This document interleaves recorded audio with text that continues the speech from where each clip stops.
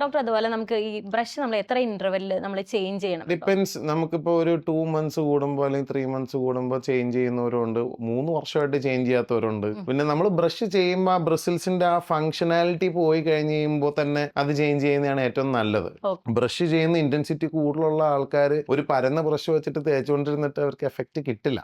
So definitely ആ bristles fully functional ആയിട്ട് നിൽക്കുന്നുണ്ടോ എന്നുള്ളത് നോക്കുക. ഒരുപാട് ഫ്ലവർ ചെയ്ത് വന്നിട്ടുണ്ടെങ്കിൽ എടുത്ത് മാറ്റുക. ബ്രഷസ് തന്നെ പല ടൈപ്പ് ഉണ്ട്. പക്ഷേ ഈ പറഞ്ഞ കാര്യം പോലെ ഹാർഡ് ബ്രഷ് ഉണ്ട്, മീഡിയം ബ്രഷ് ഉണ്ട്, സോഫ്റ്റ് ബ്രഷ് ഉണ്ട്. നമുക്ക് ഗംസിനൊക്കെ ഇഷ്യൂ ഉള്ള സമയത്ത് നമ്മൾ കൂടുതലും സജസ്റ്റ് ചെയ്യുന്നത് സോഫ്റ്റ് ബ്രഷ് ആണ്.